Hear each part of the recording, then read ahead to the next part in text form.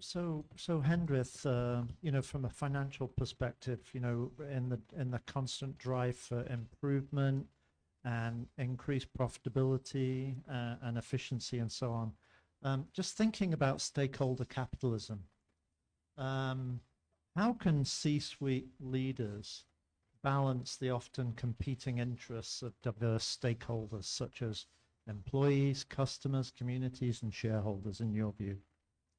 Yeah, great, great question. I think I'll start off by actually pointing out a point of synergy that I sort of just noticed here, which is you mentioned, Brian, AQ, adaptability quotient. And I think when we think about stakeholders, one stakeholder is obviously employees. Each, companies, have employees. And if we can find ways to help our employees with that AQ, that I think ties into their wellness, their potentially their consciousness, or this is an area where there can be, gaps that are bridged that benefit is going to ultimately benefit, the company or the organization. So that's definitely one way.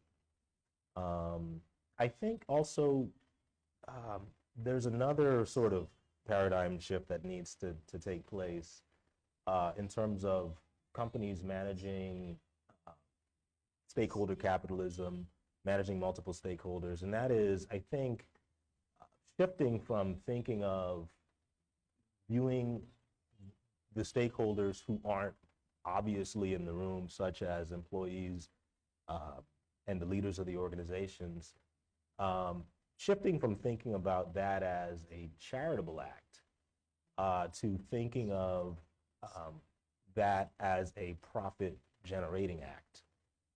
And how can we reach out to or partner with our other stakeholders who may not be in the room? I call them the invisible stakeholders.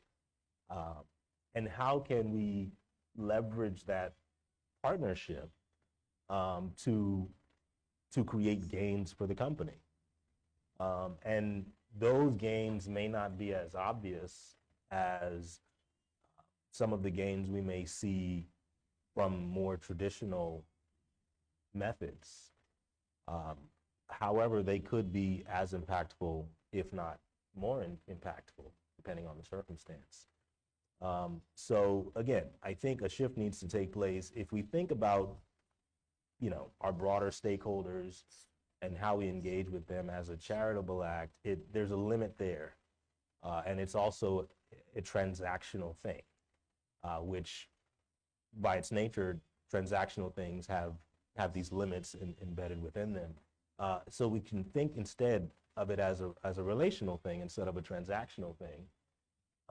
And ironically, how can we leverage that to create benefits or gains for the organization? How can we use that to help us win? And the beautiful thing is that's a win-win situation. If you're helping your broader stakeholders to win in some way, obviously you'd want to hear from them as far as what that means for them. But if you're helping them to accomplish their goals or to win, and then you're leveraging that to help your organization win, well, now you have a win-win situation.